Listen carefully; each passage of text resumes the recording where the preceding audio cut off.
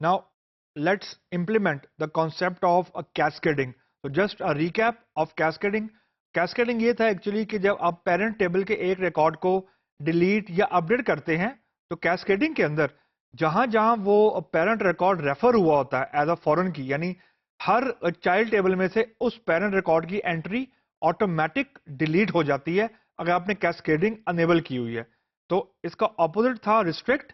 तो रिस्ट्रिक्ट हमें option enable नहीं करनी पड़ती। ओरेकल में restrict is enabled by default. Mean अगर आपके पास पेरेंट रिकॉर्ड एक ऐसा है जिसका चाइल्ड रिकॉर्ड मौजूद है तो आपको सिस्टम पेरेंट रिकॉर्ड डिलीट नहीं करने देगा, रिमूव नहीं करने देगा।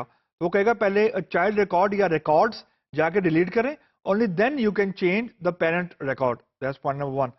जब हम कैस्केडिंग को अनेबल करते हैं तो then we are making sure कि अगर पेरेंट रिकॉर्ड डिलीट हो रहा है तो उसके जहां जहां पे भी चाइल्ड रिकॉर्ड्स हैं, the child records will get deleted automatically. That's what a cascading is. I mean, on delete cascade is by default is having this behavior. So now let's try to implement it. So now same interface, I'll try to create another table ताकि existing table पे ज़्यादा change ना हो. Create table, let's suppose dependent, और मैंने इसके अंदर create कर दिया डिपेंडेंट आईडी नंबर ऑफ 10, और मैंने इसे कहा रेफरेंसेस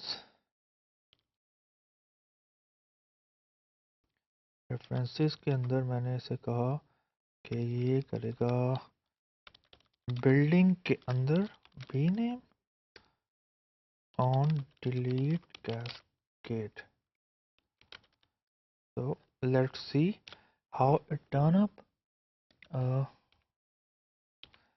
or to ओके जी। मैंने अब एक नया टेबल बनाया। अब ये ERD से मैंने पिक नहीं किया, मैंने एक ऐसे ही रैंडम टेबल पिक किया and then I have tried. Okay, उसके बाद मैंने ये टेबल क्रिएट किया डिपेंडेंट का, क्रिएट टेबल डिपेंडेंट। उसके अंदर एक एट्रीब्यूट है varchar2 की, उसकी डेटा टाइप है रेफरेंसेस बिल्डिंग, यानी बिल्डिंग के बी नेम को रेफर करेगा। ये प्राइमरी की नहीं है, एक फॉरेन की का कॉलम है।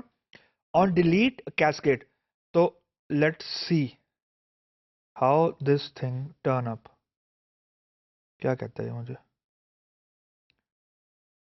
ये एग्जीक्यूशन के साइकिल में गया एंड लेट्स सी प्रोसेसिंग में खाली कुछ कर रहा है। तो लेट्स सी क्या प्रोसेसिंग की है इसने।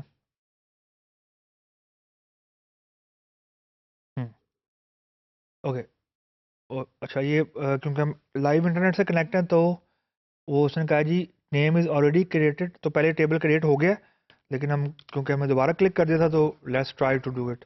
मैं अब टेबल का नाम चेंज किया, डिपेंडेंट 1 कर दिया एंड लेट्स सी कि I think we have to be a bit patient.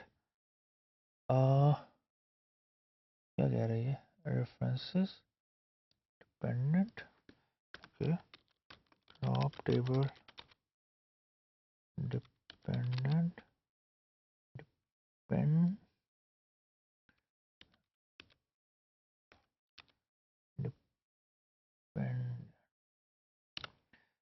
so what I have